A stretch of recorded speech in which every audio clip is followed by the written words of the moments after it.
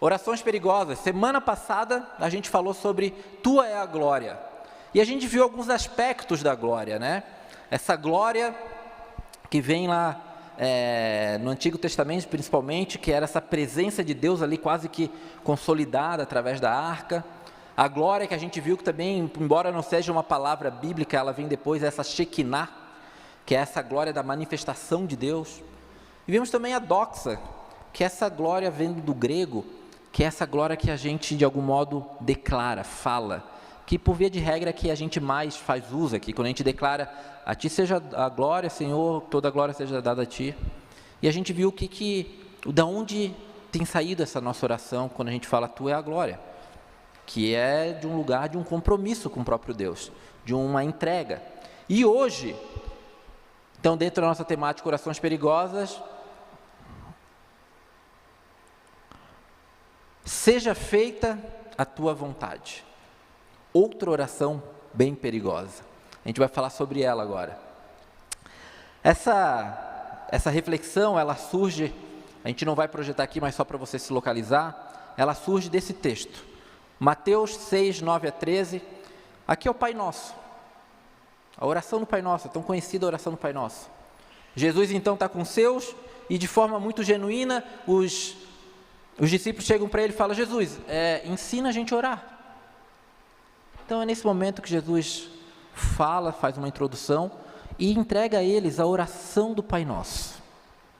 E é nessa oração, é desse lugar, desse texto, onde a gente inicia a nossa reflexão hoje, que então Jesus entrega aos seus discípulos essa parte: venha ao teu reino, seja feita a tua vontade, assim na terra como no céu. E aqui eu já quero frisar uma coisa: na terra como no céu. Por quê? Porque por vezes a gente até ora isso, mas é mais ou menos do tipo: Senhor, seja feita a tua vontade lá na minha conta bancária, me abençoe mais, o restante deixa que eu cuido. Senhor, seja feita a tua vontade lá naquela doença, estou precisando de uma ajuda naquela dor, naquela situação, o restante deixa que eu faço.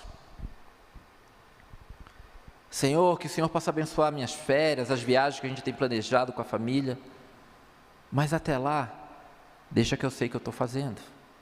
E Jesus, quando vem nos ensinar o seja feita a tua vontade, Ele declara assim na terra como no céu. O que Jesus está declarando aqui é: ou é tudo ou é nada.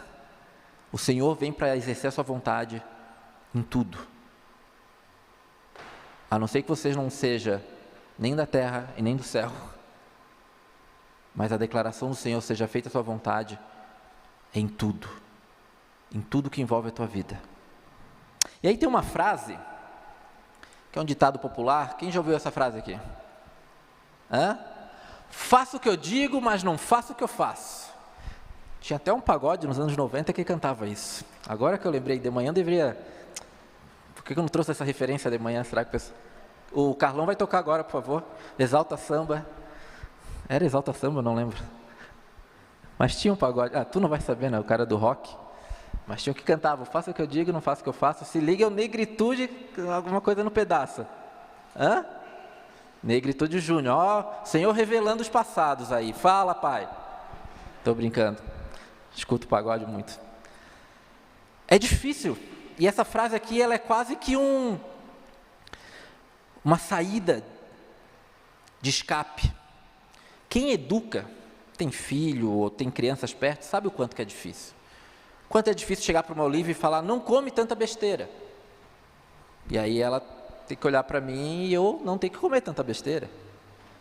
O quanto a Olivia não pode deixar as coisas jogadas pela casa, enquanto o Eduardo tem dificuldade em deixar coisas jogadas pela casa. A saída seria: tá bom, mas faz o que eu digo, não faz o que eu faço. Acontece que com Cristo isso não funciona. E tão pouco Ele nos chama para que a gente faça dessa frase uma válvula de escape. Porque Cristo, Ele fala: faça o que eu digo e sejam meus imitadores. E sejam meus imitadores. Com Cristo essa frase está cortada. E essa oração quando ele fala, seja feita a tua vontade, ela nos mostra o quanto que ele é o Cristo que fala, faça o que eu digo e faça o que eu faço. E a gente vai entrar agora em Lucas 22, do 39 ao 44, onde tem a materialização, eu diria, dessa oração do Pai Nosso, quando Cristo fala, seja feita a tua vontade. Para a gente entender aonde está acontecendo essa passagem aqui, antes de a gente entrar nela, Jesus então reúne os seus e chega até Jerusalém para a sua última Páscoa. A Páscoa que seria ali comemorada é a passagem pelo Mar Vermelho, a Páscoa judaica. Por isso que a palavra é Páscoa, que significa passagem. Ou a passagem do Espírito que veio e tirou então os primogênitos daqueles que não tinham a marca. Então a Páscoa, essa era a comemoração, o dia que o Senhor libertou o povo do Egito. Mas a partir daquele dia, a partir daquela Páscoa, ela teria outro significado para todo aquele que confessa o nome do Senhor Jesus Cristo. Porque foi a Páscoa que Jesus se entregou na cruz. Então ele primeiro faz a ceia. Naquele momento de ceia, ele fala com os seus, e depois ele vai para o Getsêmani, o Jardim das Oliveiras. Eu sei que por vezes a gente fala assim, Jardim das Oliveiras, pode parecer algo até meio romântico, né? Bonito, o Jardim das Oliveiras, mas era algo comum da época. De repente, nos dias de hoje, seria ali onde tem as araucárias. Ou seja, era um fruto que fazia rodar a economia da época. Através da azeitona, que era espremida, se fazia óleo. Esse óleo tinha fins medicinais. Esse óleo, por vezes, tinha fins até religiosos. Esse óleo também tinha fins da gastronomia. E ali, naquele lugar, no Jardim das Oliveiras, provavelmente tinha algum maquinário também, onde as oliveiras, as azeitonas eram espremidas. Então, era um lugar de uso comum. Não tem nada de muito, uau, romântico. A oliveira é uma flor, uma planta santa, uma árvore santa, não tem muito a ver com isso. Tem a ver com um lugar habitual, de uso. E Jesus tinha por costume ir lá. E essa é a passagem. E ele vai falar, então, acompanhado de seus discípulos, Jesus foi, como de costume, ao Monte das Oliveiras. Ao chegar, disse, orem para que vocês não cedam à tentação. Afastou-se a uma distância como de um arremesso de uma pedra, ajoelhou-se e orou. Pai, se queres, afasta de mim este cálice. Contudo, que seja feita a tua vontade e não a minha. Então apareceu um anjo do céu que o fortalecia. Ele orou com ainda mais fervor, e a sua angústia era tanta que o seu suor caía na terra como gotas de sangue. O seu suor caía na terra como gotas de sangue. Eu já falei aqui outra vez, e assim como da outra vez eu não pesquisei o nome, dessa vez eu também esqueci. Mas existe uma condição clínica de estresse extremo que o ser humano começa a suar sangue. Então, o que acontece com Jesus naquele momento é isso. É um momento de estresse extremo que faz ele suar sangue. Mas percebam que é como se Jesus estivesse olhando para os seus discípulos e falando, eu ensinei vocês a orarem, seja feita a tua vontade. Agora eu vou mostrar para vocês o que é a vontade do Senhor ser feita.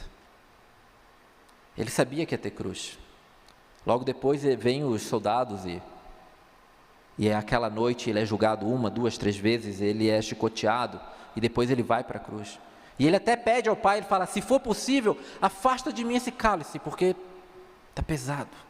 Já falamos aqui algumas vezes, o cálice que ele pede para afastar, não é a dor da cruz em si, mas é ter que carregar nos ombros o pecado de toda uma humanidade, sendo ele um homem e o próprio Deus, sem pecado. Naquele momento ele está falando assim, Senhor, se for possível eu não carregar os pecados do Vinícius, se for possível, Senhor, eu não ter que carregar os pecados do Carlão, do Alex, do Dudu, do Bruno, se for possível, Pai, porque eu não aguento, mas em tudo, seja feita a tua vontade. Aqui Jesus está mostrando, aquilo que eu falo, eu faço. Aquilo que eu ensinei vocês a orar, eu estou orando. Por isso essa oração é tão perigosa. Seja feita a tua vontade. Tem a ver com renúncia. tem a ver com entrega, tem a ver com entender e deixar com que o Senhor que a gente tanto fala, de fato seja Senhor, que mande, que possa pegar a minha vida e conduzir ela da forma que Ele deseja. E o nosso maior exemplo é o próprio Cristo. Mas de repente vem essa pergunta, mas qual que é a vontade de Deus? Qual que é a vontade de Deus para a minha vida? Eu não sei vocês, mas esse povo agora aqui que está mais na época de faculdade, né? Quem está entrando na faculdade agora? O Felipe entrou, todo mundo entrando. Aí quando tu é crente, né? Chega nessas épocas mais decididas, tu fala, ai Senhor, qual que é a tua vontade para a minha vida? Me mostra um sinal. Eu passei por isso. A minha mãe falava, faça administração, meu filho. Quem me conhece, a administração, Dudu, não é bem a minha área, né? Aí tu falava, Senhor, mas manda outro sinal, esse aí eu acho que está equivocado. Porque por vezes a gente acha que fazer a vontade de Deus tem a ver com isso só, naquilo ali, e não uma entrega, uma entrega integral. Porque Deus quer fazer a vontade dele na minha vida, por mais que eu fosse fazer administração. Na época eu fui fazer publicidade, e depois também vem a ideia de vir fazer teologia. E aí tu fala, Senhor, qual que é a tua vontade? Mas aí eu fui entendendo. Existem vontades que a palavra nos revela, que é comum a todo aquele que declara Jesus Cristo como Senhor e Salvador. A todo aquele. Tem um termo muito popular, que é o tal do não praticante. Existe luterano não praticante, já ouviram falar nisso? Não dá. Imagina se eu for um marombeiro não praticante. O que é um marombeiro não praticante? É um sedentário. É isso. Não tem como eu ser um marombeiro não praticante. Eu sou, se eu for para a academia. Eu sou um lutador de jiu-jitsu não praticante. Eu não sou, então. Quando eu vou entrar para a aventura num treino, eu vou apanhar sem saber o que está acontecendo. Não tem. E essas vontades que eu vou passar agora aqui, tem a ver com isso.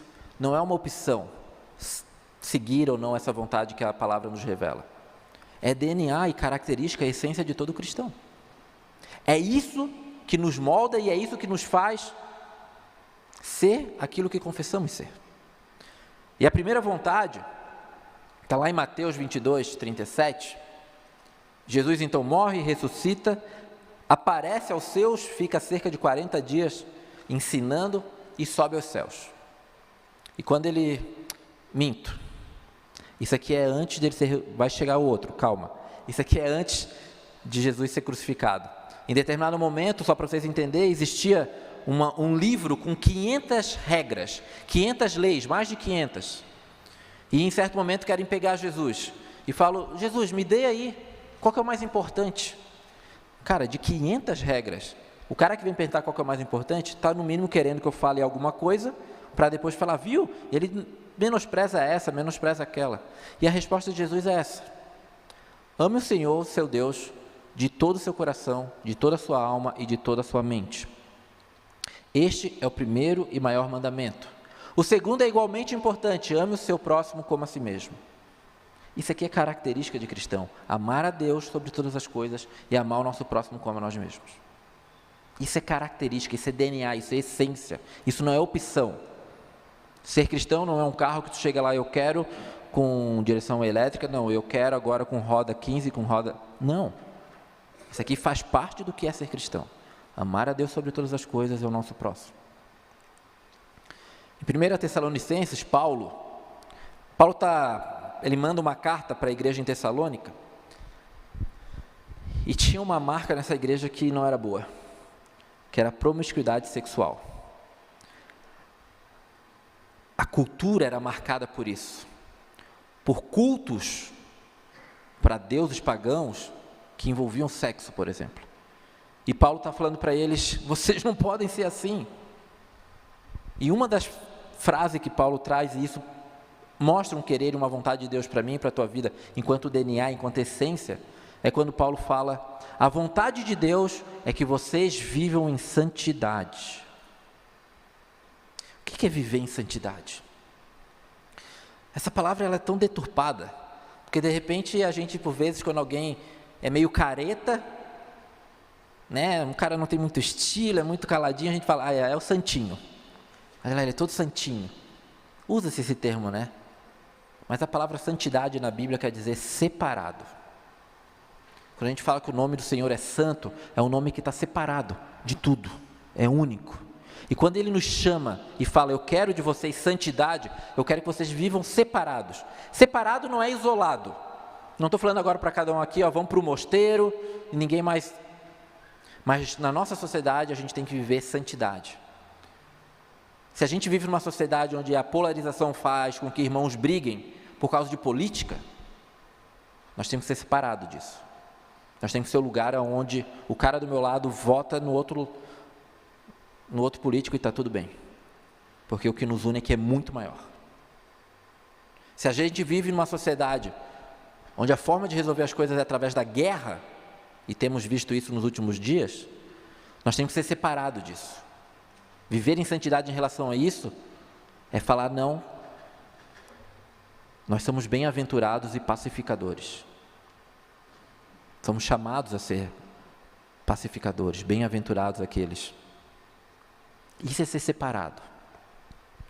Nesse contexto, e também no nosso contexto aqui, enquanto muitos viviam na promiscuidade sexual, Paulo fala, vocês têm que ser santos. Vocês não podem repetir o que está acontecendo lá fora. Vocês são chamados a santidade, a andar na contramão do mundo. Se existe alguma coisa no mundo que ofende, se existe alguma coisa no mundo que machuca o coração do Senhor, eu e vocês somos chamados a viver na contramão. E eu não estou dando uma aula de moralidade aqui. Não tem a ver com você tem que ser assim, assado, para ser bonitinho diante de Deus. Porque eu e você só vamos conseguir viver em santidade se a gente se render e confessar ao Senhor que a gente não consegue viver em santidade. É um processo de entrega. Não é um processo de barganha. Sou santo, logo o Senhor me ama. Não, Ele me ama e me torna santo. Separado, uma nova mente, uma nova forma. E agora sim, falei antes só para vocês ficarem expectativa, né? Não que eu errei a ordem da minha própria pregação. Mateus 28, 2 Coríntios também vai falar de uma vontade de Deus para mim e para a tua vida. Em Mateus, Jesus então morreu, ressuscitou, reaparece para os seus, fica 40 dias aqui e sobe aos céus. E quando ele está para subir aos céus, ele fala, portanto, vão e façam discípulos de todas as nações, batizando-os em nome do Pai, do Filho e do Espírito Santo. A outra passagem é de Paulo, e Paulo vai falar o seguinte, agora, portanto, somos embaixadores de Cristo. Deus faz seu apelo por nosso intermédio. Falamos em nome de Cristo quando dizemos, reconcilie-se com Deus. E eis então as vontades do Senhor para a gente. Ser alguém que anuncia o Evangelho, junto com amar a Deus sobre todas as coisas, amar ao nosso próximo, viver em santidade. Eu não sei se vocês conhecem algum embaixador. De repente o Rodolfo conheça, né, Rodolfo? Vive nesse meio de relações internacionais. Eu duvido se alguma vez algum embaixador chegou para o Rodolfo, algum embaixador de outro país e falou, essa é a minha vontade. É sempre em nome de alguém. É em nome do país. É em nome daquele pelo qual a gente representa. Ser embaixador de Cristo tem a ver com isso. Não sou eu mais quem vivo. Cristo vive em mim. Eu sou embaixador. E a vontade desse Cristo que me envia, que te envia, é que a gente faça discípulos. Que a gente anuncie a Cristo. Essas 4 vontades são vontades inegociáveis para a vida de todo cristão. Amar a Deus sobre todas as coisas, amar o próximo, viver em santidade e anunciar a Cristo. É isso que nos faz ser cristão. E tudo isso é resposta ao que Cristo fez na cruz. O acesso ao Pai que Ele nos dá, nos faz amar a Ele, amar ao nosso próximo, viver em santidade e ser um embaixador e anunciar a Cristo. Isso tudo é consequência de um amor derramado na cruz por mim e por você. Amém? Para terminar,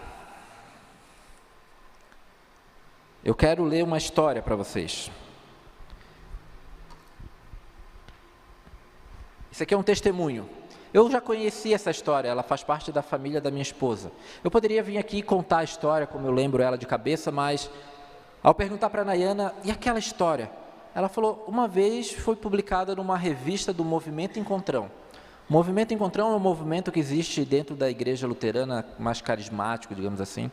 E eu trabalhava no Movimento Encontrão, e eu editei essa revista na época. E a minha sogra me lembrou, essa história está lá. Daí eu não tinha essa revista, mas ela tinha guardado na época, tirou uma foto e mandou. Aí o ChatGPT digitalizou para mim. Essa história aqui para mim, ela também é uma materialização dessas vontades de Deus. Eu ensaiei em casa várias vezes. Eu chorei em todas. Chegou já de manhã no culto, eu fui ler.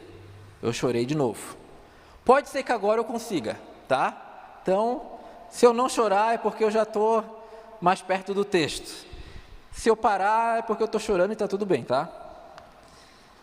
Mas isso aqui é um relato, então essa história que aconteceu na família da minha esposa é um relato da minha sogra, que tem a ver com viver a vontade de Deus. Essa vontade que Jesus nos apresenta, de abrir mão do nosso prazer, da nossa vontade. E fala assim, assim que Deus nos chamou a servir, alguns princípios foram essenciais em nossa decisão. Em primeiro lugar, seria confirmado por Deus no coração de toda a família. Há alguns anos, quando Deus levantou meu esposo, no caso meu sogro, para o ministério de administrar a casa do Senhor, que seria entrar no presbitério, a certeza que tínhamos para que o ministério fosse segundo o coração do nosso Deus era de que ele seria movido pela oração. Assim, todas as quarta-feiras, no período matutino, nós nos reunimos no templo para um tempo de clamor pelos ministérios, líderes e pastores da igreja. Foram passados os dias, semanas e meses. Até que em uma das nossas reuniões, quando clamávamos pelas vidas de que precisavam da salvação e intervenção do Senhor, para nossa surpresa, ao abrirmos os olhos, eis que no fundo da igreja havia uma jovem sentada em um dos bancos com uma aparência suja. Lembro-me de que, ao dirigir-me até ela, perguntei pelo seu nome, abracei e continuei a indagar sobre sua família, local de trabalho, querendo conhecer mais da sua história. Com os olhos cheios de lágrimas, respondeu-me que o seu trabalho não era muito normal ao nosso meio. Olhei firme para os seus olhos e perguntei, é o que eu estou pensando? Houve alguns segundos de silêncio, voltei a indagar, prostituição? Ela me respondeu, sim. Conversando mais com ela, entendi que havia um agravante. Ela era viciada em cocaína. Meu coração e de meu esposo se encheu de compaixão por aquela vida. Continuamos a conversar e descobrimos que ela era filha de missionário e que a sua mãe havia falecido.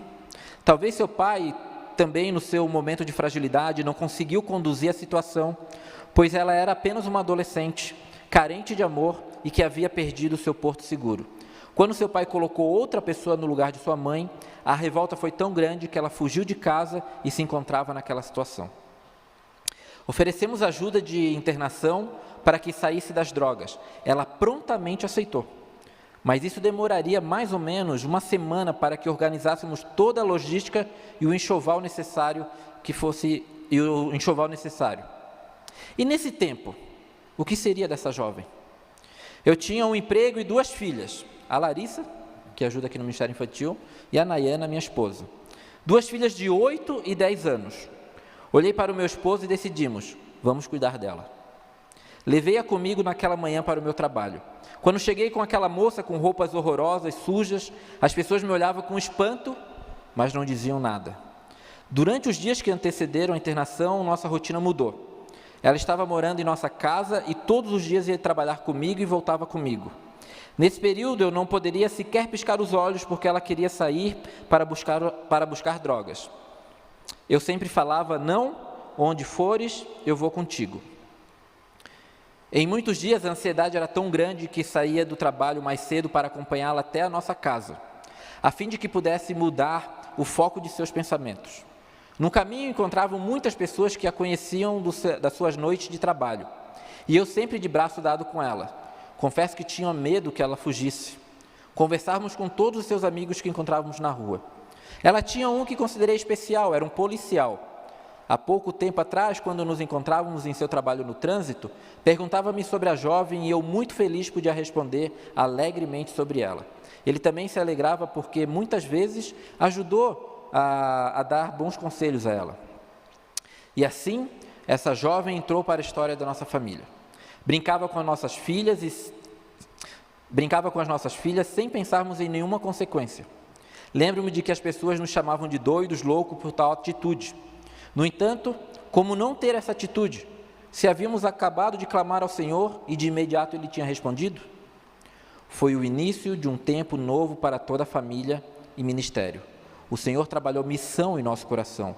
O Senhor confirmou a vontade no coração de toda a nossa família. Hoje, essa moça tem a sua vida restaurada, reconciliou-se com seu pai, tem um emprego e filhos. E eu sou mãe e avó adotiva para a glória e honra do Senhor. Ilse Benner Gering, vulga sogra do Dudu, e eu não chorei. Essa é uma história real. Essa é uma história real de cristãos que, entendendo qual é a vontade do Senhor, que por meio da graça e misericórdia desse amor derramado, amaram, proclamaram o Evangelho em atitude, em voz, e essa vida foi transformada. E a minha sogra até hoje, quando encontra ela pelo shopping, os filhos dela vêm, abraçam a minha sogra e chamam: oi vó, como é que tá a vó? E ela chama a minha sogra de mãe. Sabe, eu creio que todos nós aqui, cada um de nós, que a gente pode ser resposta de oração para muitas dores e anseios que estão lá fora. E para que isso possa acontecer, basta eu e você falarmos: Senhor, seja feita a tua vontade. Não é confortável pegar uma prostituta viciada em cocaína e botar para morar durante uma semana em casa, com 2 filhas pequenas. Mas essa vida foi restaurada. E essa vida não foi restaurada só até quando ela morrer nessa terra. Essa vida foi restaurada eternamente, porque essa pessoa encontrou a Cristo. Essa vida foi resgatada para aquilo que tem a ver com a eternidade. O Mário me lembrou hoje de manhã, Lutero tem uma fala que é o seguinte: o Senhor te chama para que a vontade dele seja feita na tua vida, para que a vontade de Deus seja feita através das nossas vidas. Sabe o que vai acontecer se tu falar não? O Senhor vai fazer a vontade dele mesmo assim e tu vai perder o privilégio de participar disso. Então, de repente, se meu sogro ou minha sogra falasse não, pode ser que essa pessoa tivesse sido resgatada por outros. Então, que o Senhor nos dê coragem de falar: seja feita a tua vontade, para que a gente possa viver o privilégio de ver a vontade de Deus sendo realizada em nossas vidas, aonde a gente tem colocado os nossos pés, naquele dom que o Senhor tem nos capacitado, no coração que Ele tem transformado dia após dia, para que eu e você, para que a comunidade do Redentor possa ser resposta de oração para muita gente em Curitiba e para onde o Senhor nos levar. Amém?